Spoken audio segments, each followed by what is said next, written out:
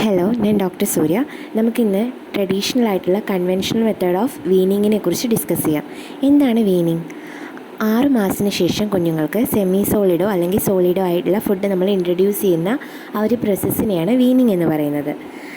ആദ്യത്തെ 6 മാസം കുഞ്ഞിന് എക്സ്ക്ലൂസീവായിട്ട് ബ്രസ്റ്റ് മിൽക്ക് മാത്രമേ കൊടുക്കാൻ പാടുള്ളൂ. വെള്ളം പോലും കൊടുക്കാൻ പാടില്ല. ഈ ബ്രസ്റ്റ് മിൽക്കിലെ ഒരു മെയിൻ കണ്ടൻറ്റ് വെള്ളമാണ്. അപ്പോൾ കുഞ്ഞിന് വേണ്ട വെള്ളം അതിൽ നിന്ന് തന്നെ കിട്ടും. സെപ്പറേറ്റ് ആയിട്ട് കുഞ്ഞിന് വെള്ളം കൊടുക്കേണ്ട ആവശ്യം ഫസ്റ്റ് 6 മന്ത്സ് ഇല്ല. ഇനി കുഞ്ഞിന് 6 മാസം കംപ്ലീറ്റ് ആയതിനു ശേഷം നമുക്ക് ബ്രസ്റ്റ് മിൽക്ക് മാത്രം പോരാ. കുഞ്ഞിൻ്റെ വളർച്ചയ്ക്ക് ആവശ്യമായിട്ടുള്ള പോഷകങ്ങൾ അടങ്ങുന്ന സെമി സോളിഡ് ആയിട്ടുള്ള ഫുഡ് ആദ്യം ഇൻട്രൊഡ്യൂസ് ചെയ്യണം. അതിന് നമുക്ക് ഫസ്റ്റ് എപ്പോഴും ചെയ്യേണ്ടത് മോണോ സീരിയൽസ് ആണ്. അതായത് മൾട്ടിഗ്രെയിൻസ് ആയിട്ടുള്ള നമുക്ക് അംഗൻവാടികളിൽ നിന്നൊക്കെ കിട്ടുന്ന അമൃതം പൊടിയൊന്നും ഫസ്റ്റ് തന്നെ ഇൻട്രൊഡ്യൂസ് ചെയ്യരുത്. കാരണം അതിൽ ധാരാളം ഗ്രെയിൻസ് അടങ്ങിയിട്ടുണ്ട്. അത് മൾട്ടിഗ്രെയിൻസ് ആണ്.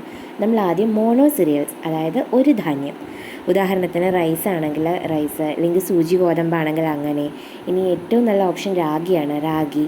അതെല്ലാം അങ്ങനെ ഒറ്റയ്ക്ക് ഇൻട്രൊഡ്യൂസ് ചെയ്യണം. അതായിരിക്കണം ഫസ്റ്റ് ചെയ്യേണ്ടത്.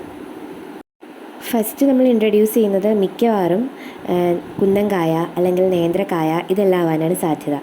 അത് വളരെ നല്ലൊരു എനർജി സോഴ്സാണ്. ധാരാളം കാർബോഹൈഡ്രേറ്റും കാൽഷ്യവും പ്രോട്ടീനും കുറച്ച് എമൗണ്ട് വൈറ്റമിൻസും അതുപോലെ തന്നെ ധാരാളം അയേണും എല്ലാം ഈ നേന്ത്രക്കായയിലും കുന്നങ്കായയിലും എല്ലാം അടങ്ങിയിട്ടുണ്ട്. പിന്നെ നമ്മൾ നോർമലായിട്ട് കൊടുത്തു കാണുന്നത് രാഗിയാണ്. രാഗി പല മെത്തേഡുകൾ കൊടുത്തു കാണുന്നുണ്ട്. ചിലരൊക്കെ രാഗി തലേന്ന് വെള്ളത്തിലിട്ട് കുതിർത്തി അത് അരച്ച് അതിലെ ഒരു സൂപ്പർ നാറ്റൻറ്റും സെഡിമെൻറ്റും ആയിട്ടുള്ള ഭാഗം മാറ്റി വയ്ക്കും. അതായത് നമ്മൾ അരച്ച് ഒരു പാത്രത്തിലോട്ട് അരിച്ചൊഴിക്കും. അങ്ങനെ അരിച്ചൊഴിക്കുമ്പോൾ അതിൻ്റെ ഒരു ഭാഗം അടിയിൽ അടിഞ്ഞു കിടക്കും. അതാണ് അതിൻ്റെ സെഡിമെൻറ്റ്. അതിൻ്റെ മുകളിലുള്ള ആ വെള്ളം സൂപ്പർ നാറ്റൻറ്റ്. ഈ സെഡിമെൻറ്റിനെ എടുത്ത് കുറുക്കി കൊടുക്കുന്നതാണ് ഒരു മെത്തേഡ്. അങ്ങനെയാണ് നമ്മൾ ചില സ്ഥലത്ത് കണ്ടിട്ടുള്ളത്. വേറൊരു മെത്തേഡാണ് രാഗി പൊടിച്ചു കൊടുക്കുന്നത്. എൻ്റെ അഭിപ്രായത്തിൽ ഏറ്റവും നല്ലത് രാഗി പൊടിച്ചു കൊടുക്കുന്നതാണ്. ഈ രാഗി എങ്ങനെ പൊടിക്കാമെന്ന് നോക്കുകയാണെങ്കിൽ, നമ്മൾ കടയിൽ നിന്ന് രാഗി മേടിക്കുന്നു. അത് കഴുകി ഉണക്കി അതൊന്ന് നമ്മൾ ചീനച്ചട്ടിയിലിട്ട് വറുത്ത് ചെറുതായി റോസ്റ്റ് ചെയ്തതിന് ശേഷം മില്ലിലോ വീട്ടിലോ നമുക്ക് പൊടിക്കാം. ഏറ്റവും നല്ലത് മില്ലിലായിരിക്കും. മില്ലിലാവുമ്പോൾ അത് ഫൈനായിട്ട് പൊടിക്കാൻ സാധിക്കും. വീട്ടിലാവുമ്പോൾ നമുക്ക് ഇത്രയും ഒരു ബൾക്ക് എമൗണ്ട് പൊടിക്കാൻ ബുദ്ധിമുട്ടായിരിക്കും. അങ്ങനെ പൊടിച്ച് നമുക്കത് സ്റ്റോർ ചെയ്ത് ആവശ്യത്തിന് ഉപയോഗിക്കാം. ഇനി എന്താണ് ഈ രണ്ട് മെത്തേഡും തമ്മിലുള്ള ഡിഫറൻസ് എന്ന് ചോദിക്കുകയാണെങ്കിൽ, നമ്മൾ ഫസ്റ്റ് മെത്തേഡിൽ ഈ രാഗി കുതിർത്തി അതിൻ്റെ ഒരു പോർഷൻ നമ്മൾ കളയുകയാണ്. ആ കളയുന്ന ഭാഗത്തിലായിരിക്കാം രാഗിയുടെ ഫൈബറും അതിലെ വേറെ കുറേ ന്യൂട്രിയൻസും ഒക്കെ അടങ്ങിയിട്ടുള്ളത്. അപ്പോൾ നമ്മൾ എന്താ ചെയ്യുന്നത്, അതിൻ്റെ ഒരു പോർഷൻ മാത്രമാണ് നമ്മൾ കുഞ്ഞിൻ്റെ അകത്തേക്ക് എത്തുന്നുള്ളൂ. എന്നാൽ മറ്റേ മെത്തേഡാണെങ്കിൽ രാഗി കംപ്ലീറ്റ് ആയിട്ട് കുഞ്ഞിൻ്റെ അകത്തെത്താണ്. അപ്പോൾ നമ്മൾ എന്തിനാണ് ഈ ഫുഡ് കൊടുക്കുന്നത്? ഗ്രോത്ത് ആൻഡ് ഡെവലപ്മെൻറ്റിനാണ്. അപ്പോൾ കുഞ്ഞിന് ഡെവലപ്മെൻറ്റിന് വേണ്ട ഗ്രോത്തിനെ പോലെ തന്നെ ഇമ്പോർട്ടൻ്റായി ഡെവലപ്മെൻറ്റിന് ഉതകുന്ന ന്യൂട്രിയൻസ് നമ്മൾ ഫസ്റ്റ് മെത്തേഡിൽ ചിലപ്പോൾ നഷ്ടപ്പെട്ടേക്കാം. അതുകൊണ്ട് എപ്പോഴും നല്ലത് രാഗി പൊടിച്ച് നമ്മൾ വീട്ടിൽ നിന്ന് തന്നെ പൊടിക്കാൻ പറ്റുകയാണെങ്കിൽ ഏറ്റവും നല്ലത് അതാണ്. മാർക്കറ്റിലൊക്കെ അവൈലബിൾ ആണെങ്കിൽ കൂടി നമുക്ക് നമ്മളായി തന്നെ രാഗി പൊടിച്ച് സ്റ്റോർ ചെയ്ത് ആവശ്യത്തിന് ഉപയോഗിക്കാവുന്നതാണ്. പിന്നെ അടുത്ത ഓപ്ഷൻ എന്തൊക്കെയാണെന്ന് വെച്ചാൽ സൂചി ഗോതമ്പ്, നവര അരി, പൊടിയരി, ഇതെല്ലാം ഉപയോഗിക്കാം. ഈ സൂചി ഗോതമ്പും സാധാരണ പലരും ചെയ്ത് കാണുന്നത് ഈ വെള്ളത്തിലിട്ട് അതിൻ്റെ ആ പാലിലുള്ള പോർഷൻ കളഞ്ഞ് അതിൻ്റെ ആ സെഡിമെൻ്റ് എടുത്ത് കുറുക്കി കൊടുക്കുന്നതാണ്. ഇതും ഞാൻ ആദ്യം പറഞ്ഞ പോലെ തന്നെ അതൊരു നല്ല മെത്തേഡല്ല. ബെറ്റർ എപ്പോഴും സൂചി ഗോതമ്പ് പൊടിച്ച് ആ പൊടി ഉപയോഗിക്കുന്നതാണ്. പിന്നെ കാണുന്നത് നവര അരിയാണ്. നവര അരി വളരെ നല്ലൊരു ഓപ്ഷനാണ്. അത് കുഞ്ഞുങ്ങൾക്ക് നമ്മൾ ആദ്യം പറഞ്ഞ മാതിരി തന്നെ അതിൻ്റെ പാലെടുത്ത് കളയരുത്. പകരം ഒന്നുകിൽ നവര നമുക്ക് ഉണക്കി പൊടിച്ച് പൊടിയായിട്ട് ഉപയോഗിക്കാം, അല്ലെങ്കിൽ നവര നന്നായി വേവിച്ച് ഉടച്ച് കൊടുക്കാം. ആദ്യം ഈ കുഞ്ഞിന് ഇങ്ങനെ എന്തെങ്കിലും ചെറിയ ചെറിയ പാർട്ടിക്കിൾസ് എല്ലാം അകത്ത് പോകുമ്പോൾ അത് തടഞ്ഞ് ഓക്കാനിക്കാനും ഛർദ്ദിക്കാനൊക്കെ വരും. അപ്പോൾ അതുകൊണ്ട് നന്നായി ഉടച്ച് കൊടുക്കാൻ ശ്രമിക്കണം. ഇനി കൊടുക്കുമ്പോൾ നമ്മൾ അരി കൊടുക്കുമ്പോൾ പൊടിയരിയൊക്കെയാണ് ഏറ്റവും നല്ലത്. കാരണം തവിടുള്ളതാണ്. പോളിഷ്ഡ് ആയിട്ടുള്ള റൈസ് കുഞ്ഞിന് കൊടുക്കരുത്. അതുകൊണ്ട് യാതൊരു മെച്ചവുമില്ല. തവിടുള്ളതാണ് എപ്പോഴും നല്ലത്. നമ്മളിപ്പോൾ പറഞ്ഞല്ലോ ഈ തവിടുള്ളതാണ് നല്ലതെന്ന്. അതേ കാര്യം തന്നെയാണ് നമ്മൾ ഈ രാഗിയുടെയും സൂചി ഗോതമ്പിൻ്റെയും കാര്യത്തിൽ ഉപയോഗിക്കുന്നത്. അത് പോളിഷ് ചെയ്യുമ്പോൾ അതിൻ്റെ കണ്ടൻസ് പോകും. അതുപോലെ തന്നെയാണ് അത് അരച്ച് അതിൻ്റെ സൂപ്പർ നാറ്റൻ പോർഷൻ കളയുമ്പോൾ അതിലെ മെയിൻ കണ്ടൻറ്റ് പോകും. എപ്പോഴും നമ്മൾ റോ ആയിട്ട് തന്നെ അത് അങ്ങനെ തന്നെ കൊടുക്കാൻ ശ്രദ്ധിക്കുക. ഇനി എങ്ങനെ കൊടുത്തു തുടങ്ങണം എന്നുള്ള ചോദ്യം. ആദ്യത്തെ ദിവസമൊക്കെ നമ്മളൊരു ചെറിയ അളവിൽ കൊടുത്തു തുടങ്ങുക. ചെറിയ അളവിൽ കൊടുത്തു തുടങ്ങുമ്പോൾ കുഞ്ഞിനെ ഫോഴ്സ്ഫുള്ളായിട്ടൊന്നും കൊടുക്കരുത്. ചിലപ്പോൾ കുഞ്ഞൊന്ന് അത് ആ ഫുഡ് സ്വീകരിക്കാൻ റെഡി ആവില്ല. അപ്പോൾ അതൊന്ന് വൊമിറ്റ് ചെയ്തേക്കാം. അങ്ങനെയൊക്കെ ഉണ്ടാവും. പക്ഷേ കുഞ്ഞിനെ ഫോഴ്സ്ഫുള്ളി നമ്മൾ കൊടുത്ത് അതിനോടൊരു താല്പര്യക്കുറവ് ഉണ്ടാക്കാതിരിക്കുക. പിന്നെ അങ്ങനെ ദിവസങ്ങളനുസരിച്ച് എമൗണ്ടും ക്വാണ്ടിറ്റി എല്ലാം കൂട്ടി കൂട്ടി കൊടുക്കുക. നമ്മൾ ആദ്യത്തെ ഒരു 10-15 ദിവസം ഒരു നേരം കൊടുക്കുക. പിന്നെ കുറച്ച് ദിവസം ആ ബേബി അതിനോടെല്ലാം സെറ്റായി വരുമ്പോൾ 2 നേരത്തോട്ടാക്കുക. പിന്നെ മെല്ലെ മെല്ലെ മെല്ലെ 3 നേരം ആക്കുക. ഇതിൽ ശ്രദ്ധിക്കേണ്ട കാര്യം, ആദ്യത്തെ 15 ദിവസം നമ്മൾ കൊടുക്കുന്ന ഫുഡ് പിന്നത്തെ 15 ദിവസം നമ്മൾ 2 നേരം കൊടുക്കുമല്ലോ. അപ്പോൾ ആദ്യം കൊടുത്തിരുന്നതല്ലാതെ വേറെ ഒന്ന് ട്രൈ ചെയ്യുക. ഉദാഹരണത്തിന് ഇപ്പം നമ്മൾ കുഞ്ഞിന് കുന്നൻകായാണ് ആദ്യത്തെ 15 ദിവസം ഒരു നേരം കൊടുത്തതെങ്കിൽ പിന്നത്തെ 15 ദിവസം നമ്മളത് 2 നേരമാക്കും. അപ്പോൾ ആദ്യം കുന്നൻകായ കൊടുക്കുക രാവിലെ, പിന്നെ ഉച്ചയ്ക്കാണ് കൊടുക്കുന്നതെങ്കിൽ റാഗി കൊടുക്കുക. അങ്ങനെ ആ കുന്നൻകായയും റാഗിയും കൂടി വീണ്ടും ഒരു 15 ദിവസം പോകും. പിന്നെ നമ്മളൊരു 15 ദിവസം കഴിയുമ്പോൾ 3 നേരം ഫുഡ് ഇൻട്രൊഡ്യൂസ് ചെയ്യാൻ തുടങ്ങും. അപ്പോൾ വേറൊരു ഐറ്റം ആക്കുക. അങ്ങനെ കുഞ്ഞിന് പല പല ഭക്ഷണ സാധനങ്ങൾ മെല്ലെ മെല്ലെ പതുക്കെ പതുക്കെ ഓരോ സ്റ്റെപ്പായി ഇൻട്രൊഡ്യൂസ് ചെയ്യാൻ ശ്രദ്ധിക്കുക. നമ്മളിങ്ങനെ മോണോസിറിയൽസ് ആയിട്ടുള്ള ധാന്യങ്ങളെല്ലാം കൊടുത്തു കഴിഞ്ഞ് അടുത്ത പടിയായിട്ട് നമുക്ക് പൾസസ് നമുക്ക് കുഞ്ഞിനെ ഇൻട്രൊഡ്യൂസ് ചെയ്യാം. പൾസസ് എന്ന് പറയുമ്പോൾ ഈ കടലപ്പരിപ്പ്, ചെറുപയർ പരിപ്പ്, നമ്മുടെ തുവരപ്പരിപ്പ് ഇതെല്ലാം ഉൾപ്പെടാം. അതെന്താ? പ്രോട്ടീനാണ്. പ്രോട്ടീൻ വളരെ എസെൻഷ്യലായിട്ട് കുഞ്ഞിന് വേണ്ട സാധനമാണ്. അതുകൊണ്ട് ഒരിക്കലും ഇതിന് നമ്മളൊരു മടി കാണിക്കരുത്. എങ്ങനെ കൊടുക്കാമെന്ന് വെച്ചാൽ, ഇപ്പം നമ്മൾ കിച്ചടി ആയിട്ടൊക്കെ പ്രിപ്പയർ ചെയ്ത് കൊടുക്കാം.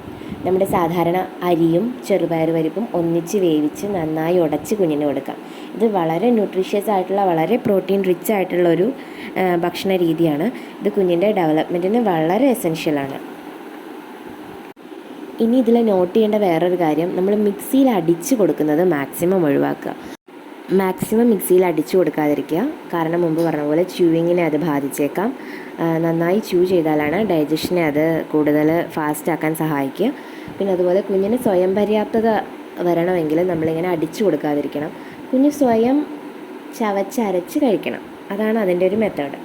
പിന്നെ അതിനുശേഷം അപ്പോൾ തന്നെ ഇപ്പോൾ നമ്മൾ ഈ കൊടുത്തുകൊണ്ടിരിക്കുന്നതിൻ്റെ ഒപ്പം തന്നെ നമുക്ക് കുഞ്ഞിന് വെജിറ്റബിൾസും ഫ്രൂട്ട്സൊക്കെ ഇൻട്രൊഡ്യൂസ് ചെയ്യാവുന്നതാണ്. വെജിറ്റബിൾസ് എന്ന് പറഞ്ഞാൽ നമ്മൾ അരിയും ചെറുപയറെല്ലാം കൊടുക്കുന്നതിൻ്റെ കൂടെ ക്യാരറ്റോ അതുപോലെ തന്നെ പൊട്ടറ്റയോ ബീൻസോ അങ്ങനെയെല്ലാം നന്നായി വേവിച്ച് ഉടച്ച് അതും കൂടെ കൊടുക്കാവുന്നതാണ്. അതിന് ഒരു സ്റ്റേജിൽ ആദ്യം നമ്മൾ ഒരു വെജിറ്റബിൾ ഇൻട്രൊഡ്യൂസ് ചെയ്യുന്നു, പിന്നെ അടുത്തത്, അങ്ങനെ ഓരോന്നായിട്ട് അതും ഇൻട്രൊഡ്യൂസ് ചെയ്യാൻ ശ്രമിക്കാം. ഇനി ഫ്രൂട്ട്സിൻ്റെ കാര്യമാണെങ്കിൽ തന്നെ ഓറഞ്ചും ആപ്പിളും എല്ലാം നമുക്ക് കുഞ്ഞിന് കൊടുക്കാവുന്നതാണ്. മാക്സിമം അത് റോ ആയിട്ട് തന്നെ കൊടുക്കുക, ജ്യൂസ് ഫോമിൽ കൊടുക്കാതിരിക്കുക. ഇനി പൊമഗ്രാനൈറ്റ് പോലത്തെയൊക്കെ കൊടുക്കുകയാണെങ്കിൽ നമ്മളത് ജ്യൂസായി കൊടുക്കുന്നതാവും നല്ലത്. കാരണം അത് കുഞ്ഞിന് തൊണ്ടയിൽ പോകാനുള്ള സാധ്യത കൂടുതലാണ്.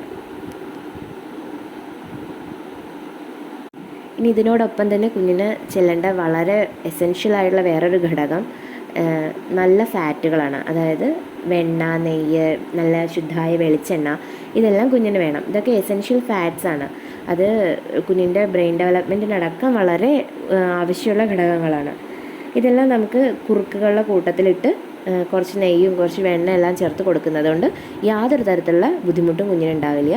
ഇതിൽ ശ്രദ്ധിക്കേണ്ട കാര്യം, ഇങ്ങനെ നമ്മൾ കൊടുക്കുന്ന ഫാറ്റ് ഒരിക്കലും കുഞ്ഞ് തടിക്കാൻ വേണ്ടിയിട്ടല്ല, കുഞ്ഞിൻ്റെ ഡെവലപ്മെൻറ്റിനും ഗ്രോത്തിനും വേണ്ടിയിട്ടാണ് കൊടുക്കുന്നത്. തടിക്കൽ എന്നുള്ളതല്ല ഇവിടുത്തെ ഘടകം. ഇനി ഇതിൽ ഉണ്ടാകുന്ന വേറൊരു സംശയമാണ്, കുഞ്ഞിനെ എപ്പോൾ നമ്മൾ എഗ്സ് ഇൻട്രൊഡ്യൂസ് ചെയ്യാമെന്ന്.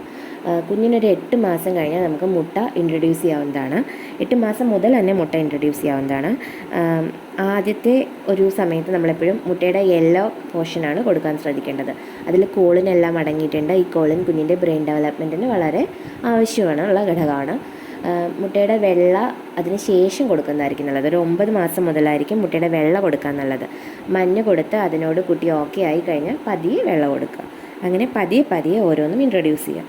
ഒരു 9-ാം മാസം മുതൽ തന്നെ കുട്ടിക്ക് നോൺ വെജൊക്കെ കൊടുക്കാം. ചിക്കൻ എല്ലാം കൊടുക്കാവുന്നതാണ്. ഫിഷിൻ്റെയൊക്കെ ചെറിയ മുള്ളില്ലാത്ത നല്ല ഫ്ലഷി ആയിട്ടുള്ള പോർഷൻ കൊടുക്കാവുന്നതാണ്.